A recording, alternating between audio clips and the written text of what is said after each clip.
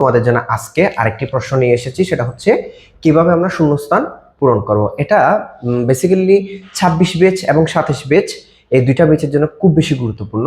কারণ আমি কেন বললাম বলি, কারণ আমরা 26 ব্যাচের অনেকগুলা কলেজ প্রশ্নে দেখলাম, মানে ভালো ভালো যে কলেজ প্রশ্নগুলো আছে ওই প্রশ্নগুলোতে দেখলাম যে এরকম কিছু শূন্যস্থানের ধারা দেওয়া আছে বা শূন্যস্থান পূরণ করতে বলতেছে।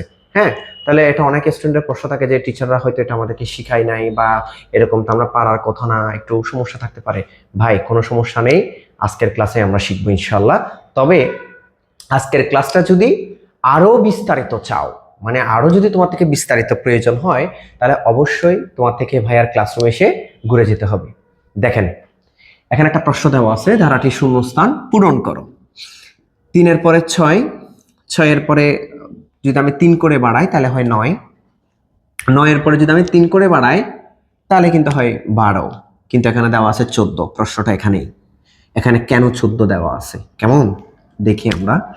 প্রথমে আমরা জানবো একটা ডেসিমাল সংখ্যা সে কত থেকে কত পর্যন্ত গণনা করে। দেখেন আমি আপনাদেরকে বলি, এই প্রশ্ন এই ধারাটি শূন্যস্থান যদি তুমি পূরণ করতে চাও তাহলে অবশ্যই তোমার থেকে ডেসিমাল সংখ্যা সম্পর্কে তোমার ধারণা থাকতে হবে, অক্টাল সংখ্যা সম্পর্কে তোমার ধারণা থাকতে হবে, বাইনারি সংখ্যা সম্পর্কে তোমার ধারণা থাকতে হবে, মানে সংখ্যা পদ্ধতির পুরা বিষয়গুলো নিয়ে তোমার ধারণা থাকতে হবে। একদম সংখ্যা রূপান্তর থেকে শুরু করে, সংখ্যা পদ্ধতির যোগ বিয়োগ থেকে শুরু করে পরিপূরক, কোড সবকিছু সম্পর্কে তোমার কি থাকতে হবে, একটা ধারণা, একটা কনসেপ্ট তোমার কাছে থাকতে হবে। যদি না থাকে তাহলে মনে করবা এই জায়গায় তুমি জিরো, যার কাছে ধারণা আছে সেই জায়গায় কি হবে, হিরো হয়ে আসবে। দেখেন একটা ডেসিমাল সংখ্যা হচ্ছে 0 থেকে 9 পর্যন্ত গণনা করে, আর একটা বাইনারি সংখ্যা হচ্ছে 0 থেকে 1 পর্যন্ত গণনা করে, আর একটা অক্টাল সংখ্যা হচ্ছে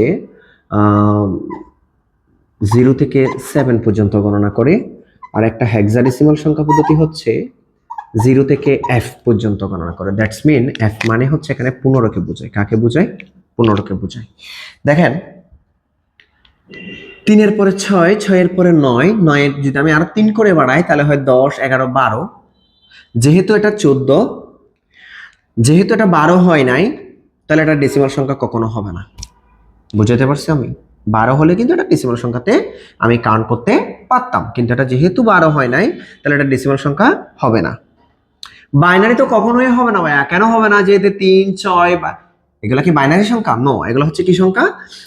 তোমার কি সংখ্যাটা আমরা একটু পরে জানবো। বাইনারি কিন্তু 0 এবং 1, তাই এটা বাইনারিও হবে না। অক্টাল সংখ্যা একটু পরে যাচ্ছি আমরা, হেক্সাডেসিমাল সংখ্যাতে যাই আগে।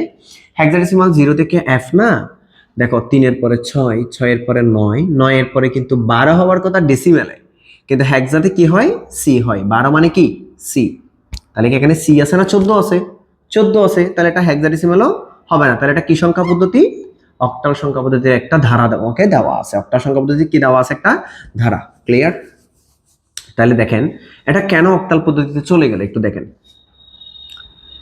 6-এর সাথে যদি আমি 3কে যোগ করি তাহলে হয় 9। কত হয়? 9 থেকে 9 যেহেতু অক্টালের বেস থেকে বড়, অক্টালের বেস থেকে বড় মানে 8 থেকে বড়, তাহলে এটা একবার বাদ যাবে। 9 থেকে 8 গেলে 1, যেহেতু একবার বাদ গেছে ওই 1 বসবে। ক্লিয়ার? মানে হাতে 1, 9 থেকে 8 গেলে 1। ক্লিয়ার? তাহলে 6-এর পরে কি হবে? 11। 11-এর সাথে তুমি 3 যোগ করো তাহলে কিন্তু 14 হয়। 14-এর সাথে যদি আমরা 14-এর সাথে যদি 3 যোগ করি, 4 3 কত হয়?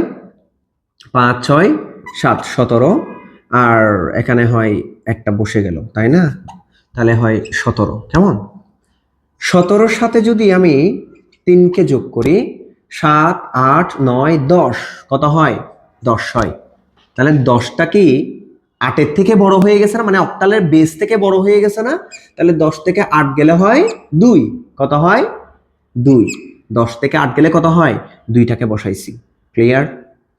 এখন আমার হাতে আছে 1, ওই যে একবার বাদ দিছি, সেজন্য এখানে কি থাকবে? 1 থাকবে। তাহলে 1-এর সাথে 1কে যোগ করলে কত হয়? 2 হয়। তাহলে 22 আছে। 17-এর পরে 22টা মিলছে? মিলছে। আচ্ছা, 22-এর পরে 25 কেমনে হয়? এই যে 3কে যোগ করো তুমি, অটোমেটিক্যালি 25 হয়ে যায়। 25-এর পরে কত হয়? কেমন? 25-এর পরে আমি যদি 3কে যোগ করি, 5 এবং 3কে যোগ করলে হয় 8। যেহেতু এটা 8, মানে এটাও কি চলে আসছে, 8 চলে আসছে, আমার বেসও 8, তাহলে 8 থেকে 8 গেলে কি হয়, 0 হয়, তাহলে এটা কি হবে, 0, কি হবে, 0।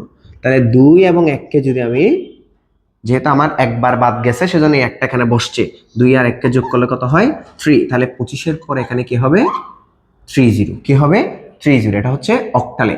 আমি আশা করি তোমাদেরকে বুঝাইতে পেরেছি, তবে ক্যালকুলেটর থেকেও হাতে কলমে শিখলে ওটা কিন্তু অনেক বেশি মাথায় থাকবে, বুঝছেন কিনা। আশা করি সবাই ভালো থাকবেন, সুস্থ থাকবেন, আমার জন্য একটু দোয়া করবেন। আসসালামু আলাইকুম।